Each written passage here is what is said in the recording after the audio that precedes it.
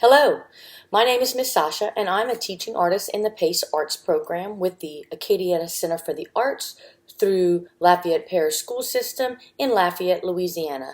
Today we're going to be inspired by famous American artist Georgia O'Keeffe. We're going to learn how to draw a skull and recreate one of her pieces of art along with a patterned Native American quilt. Your supply list is pretty simple. You need 2 pieces of white paper, one for the background, one for the skull, and assorted crayons, including black. If you need to stop the video in order to gather your supplies, all you have to do is press play when you return. Now that you've gathered all your supplies, it's time to get started on our background. A little history of Georgia O'Keeffe is she grew up in a farmhouse in Wisconsin. She spent most of her youth on the farm with her 6 brothers and sisters, and then the family moved around to lots of different states. Georgia O'Keeffe's mom always encouraged her to create her art. She was very talented at a young age. She took some private lessons from local artists and found that she really liked painting with watercolor paint. Even at an early age of 12, she knew she wanted to become an artist. She was not a native of the American Southwest. She first visited New Mexico in 1917. As she grew older, her trips became a little bit more frequent.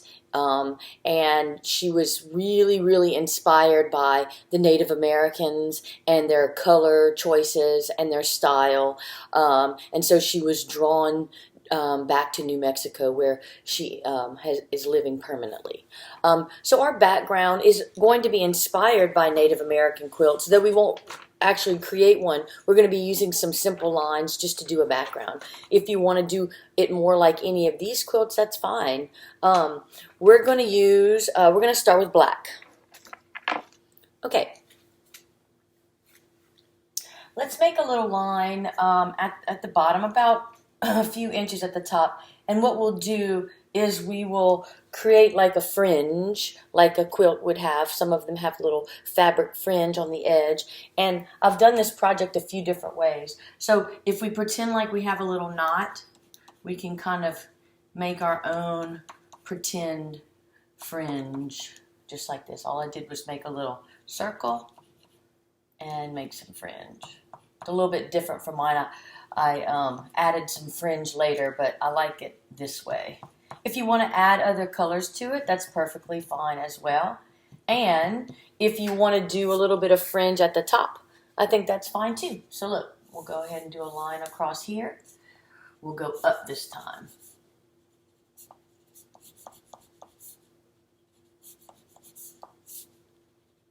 You can also have like a larger piece of construction paper, and if you punch holes in the back and you have access to some yarn, you can always hang the fringe down and it makes a cool effect like that as well. So you can add a bunch of different touches. That's what we did here. We drilled holes in a canvas and punched holes and tied fringe through it. Okay, so let's use some simple lines to go horizontally across our paper. Let's just start with a straight line. You can add another straight line if you'd like. You can make your quilt symmetrical. Either way is fine. Or you can just put a line close to it. There you go. Somewhere else if you want. All right, let's do a wavy line. Anywhere on your page, you can do a wavy line.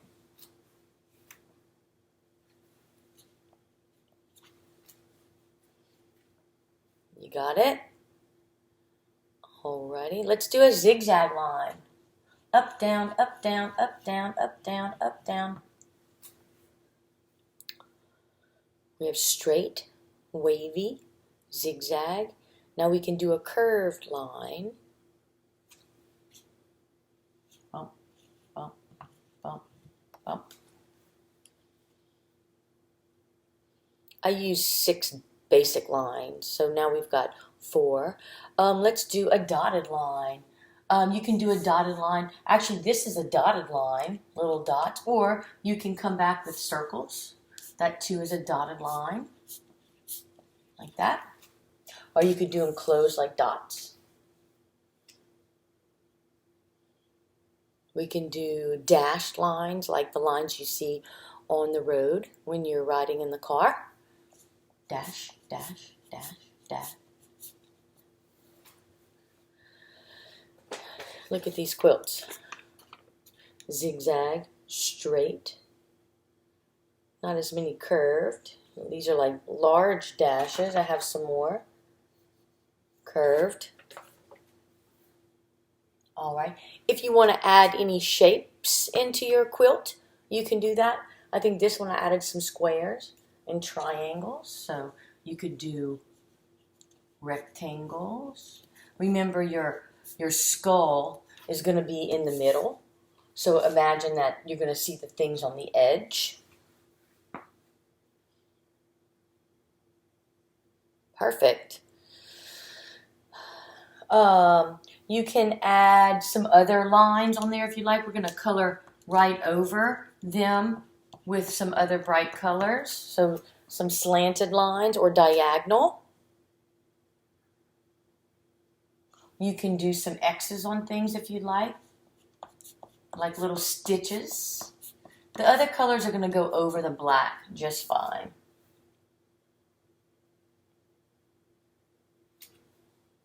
You can add anything else that you'd like. When you're all set to go, you can start coloring in your quilt. Any colors you want. Remember, we're just being inspired by the same thing that Georgia O'Keeffe was inspired by. Okay, while you get that colored in, I'll give you a few more things to know about Georgia O'Keeffe. She would immerse herself into nature. She thought that the close-up paintings of flowers were amazing. She's really well known for her large paintings of flower blossoms. But she didn't stop there. She paints skyscrapers, skulls, mountains, sunsets, bones, really anything she could get her hands on that would inspire her to make these amazing paintings. And they look awfully simple, right? I mean, look, a lot of them, she combined the skulls with the flowers just to show kind of like the living and the non-living. The contrast and comparison of that really intrigued her. Let's see what color I can add in. Go ahead and put some orange.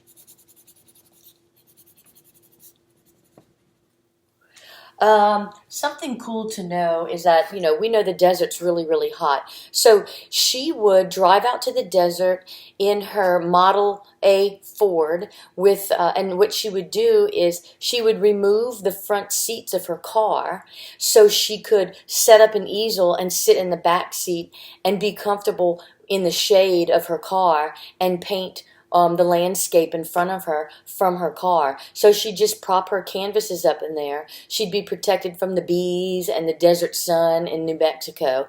And she would paint in her car. When she was ready to go, she would pack up her canvases in the back seat, add her seats back in, and drive away. It was like her little portable studio. That was one of her favorite places to paint. All right, let me get another color. See how I'm going right over that black crayon? I'm not pressing too hard. I don't want the black crayon to go away, so I'm just going right over it. You can always come back with another color and add some darker shades of the same color if you want more detail on your quilt, right? So let's see. Let me grab some more colors.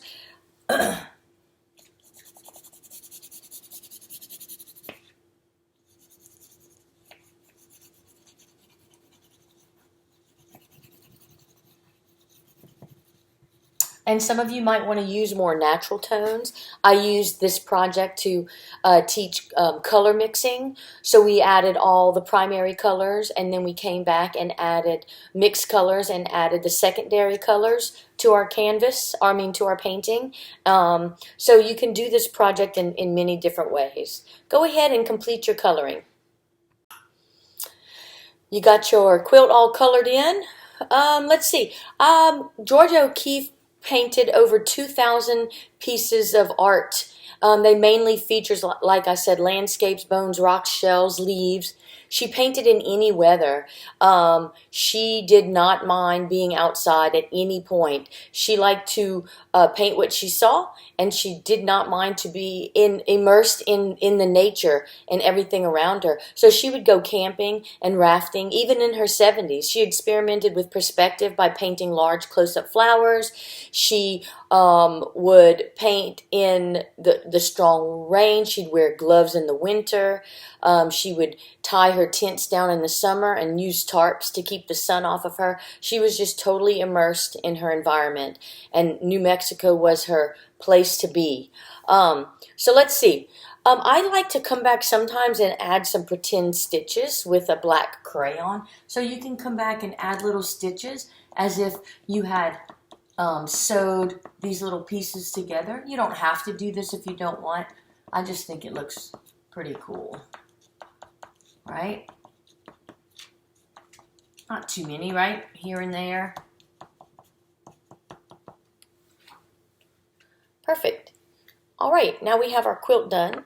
Grab your other piece of white paper and we'll get started drawing our skull. Let's get our skull done. All right, here's my other piece of white paper. So I'm going to fold the paper in half this way. So I have a vertical line, one that goes tall. And then I'm going to fold my paper the other way so that I have kind of like a crisscross on my paper. Look.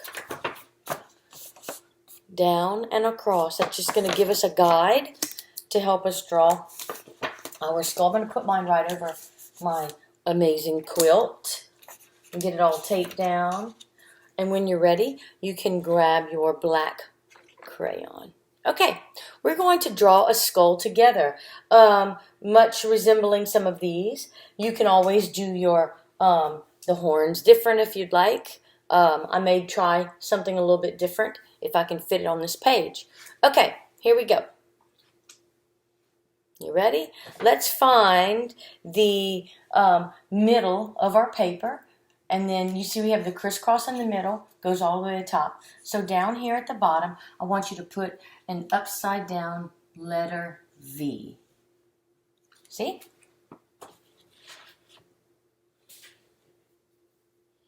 Great. And then if you go find your middle and your top, and you find the center from the top to the middle and squeeze your little fingers, put a little dot right there. It's going to be the top of our skull. Okay? All right. So let's make a line that goes from this dot to the top of our V. It doesn't have to be perfectly straight. In fact, we're going to come back and kind of wiggle it up a little bit. Okay? Okay. Now, we're going to make a curved line. It's not too curved. This one's very round.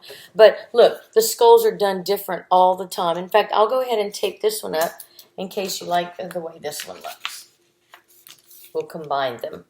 Okay? So I'm going to do a curved line. I'm not going to go all the way to my edges. Look, like this. And it doesn't have to be perfect. A little curved line. Okay, let's make our way back down to the top of this V. On the top of this V next to the straight line, we're going to put a letter D and a backwards letter D.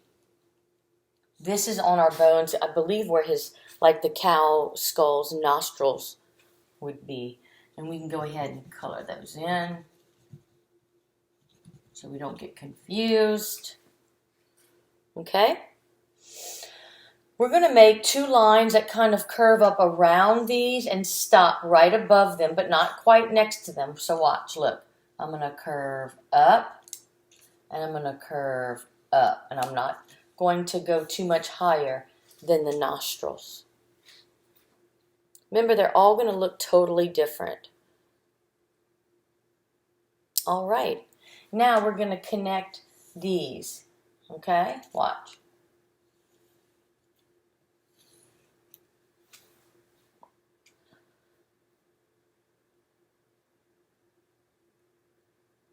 All right. So you see where the fold is in our paper? We're going to start at the fold and we're going to make a diagonal line that goes above the nose. So if you want to start here, look, you could put a dot here and a dot here. And you can make a diagonal line. Whatever we do on the left, we're going to do on the right because the cow's skull is symmetrical. That means it's the same on both sides. We're going to do the same over here. I'll put a dot over here, right there, diagonal. Okay?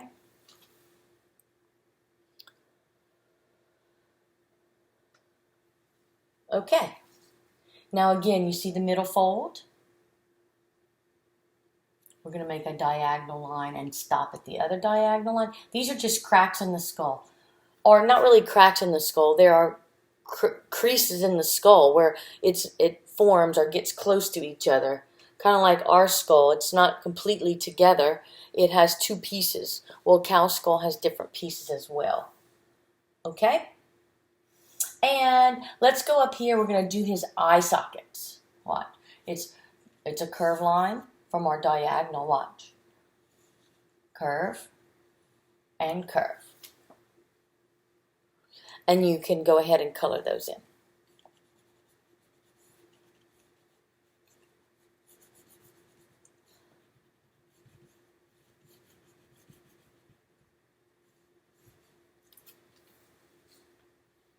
Perfect.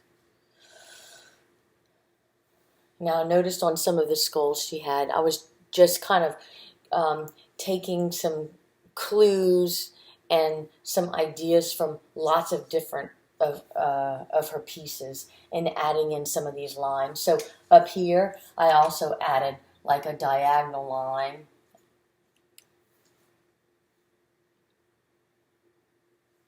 And right here, like two little half moons, which would kind of resemble another socket or hole that would be in the cow's skull for different reasons. Not always sure, right?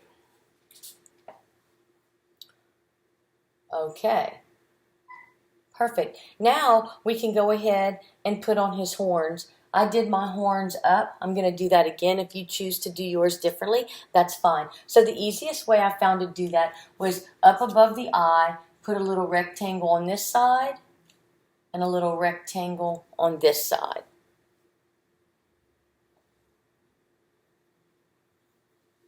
Okay? And we can kind of do, I did like a little zigzag line. We can go back and color it a little bit more in a minute. Okay? And then we're going to make our horns go up to these points. So watch. From this side to the point. Watch. Curve up and curve up.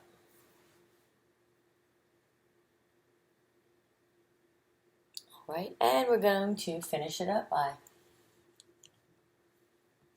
making them meet. Pretty good, huh?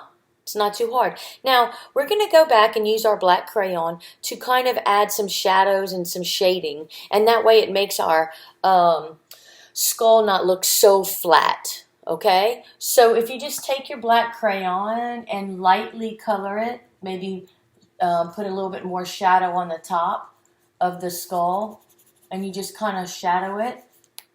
Watch, I'll do the same thing over here.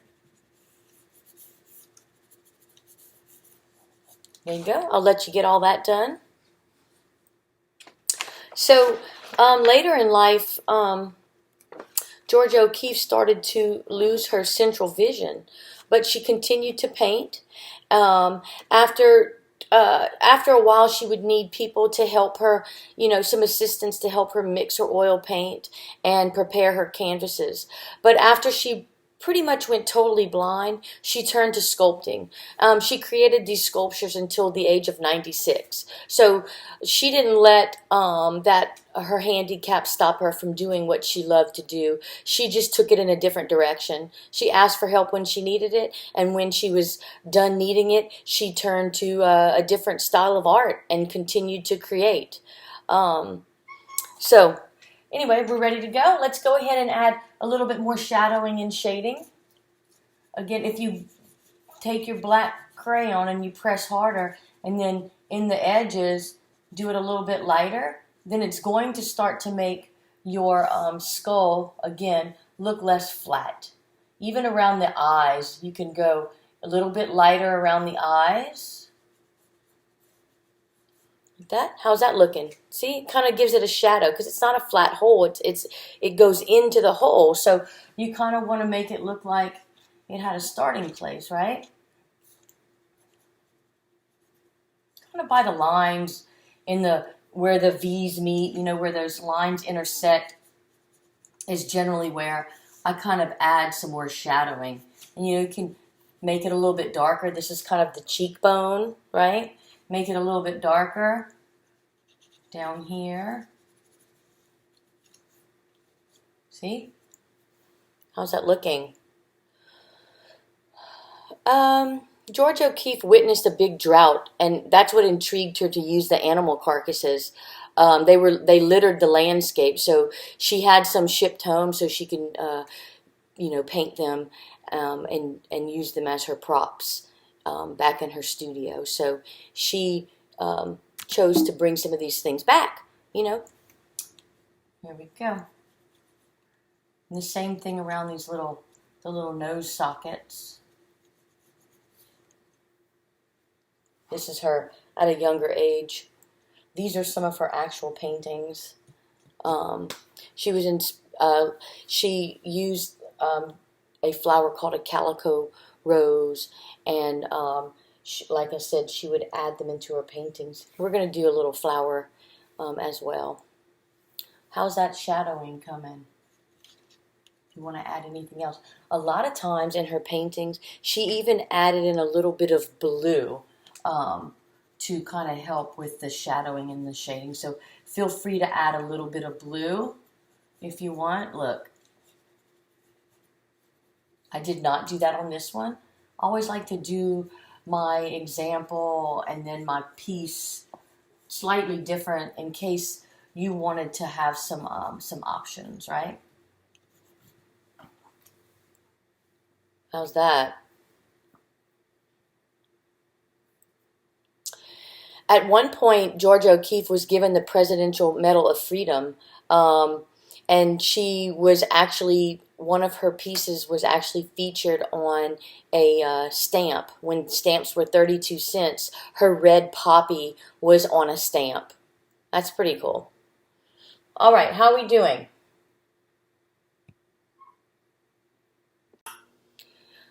You got your skull all completed?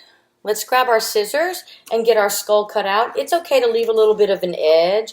And if you accidentally cut off one of your horns, we can always glue it back on.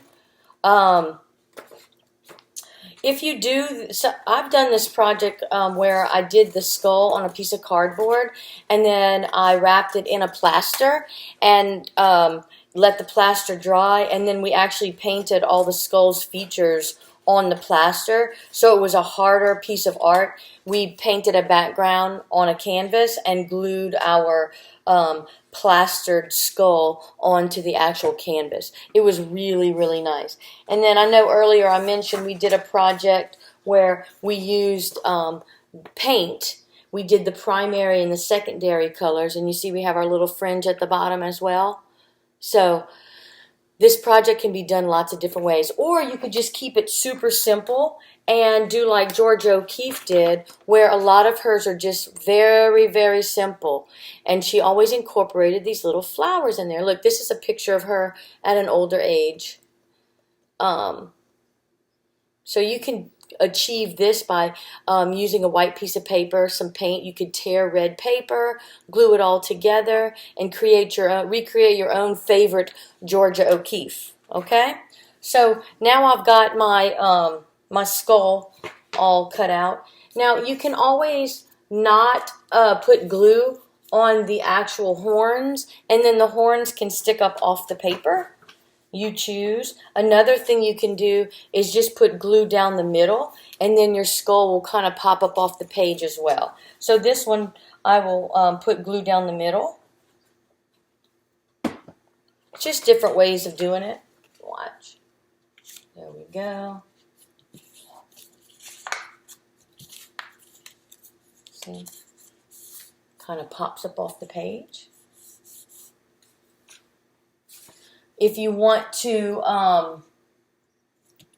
add one of the flowers, you could use tissue paper. Watch.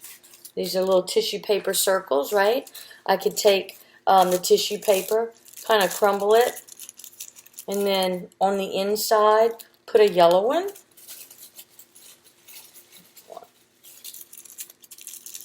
All right? Look. So we could recreate it like that. Another way to do it is to cut out a bunch of the same little flower shapes. And then if you start to put them together, it kind of creates this yellow flower right here by adding them all together. So all I did was start out with a big one. You could do whatever kind of flower you want. Some of the time she even used a fake flower, or she painted it on. She was just super creative. She liked the differences in the living and the non-living of the skull. So I just kept getting them a little bit smaller by cutting the petals. See? And then I made a different little center, a little zigzag line, and I put it right in the middle. So there's my big Georgia O'Keeffe skull.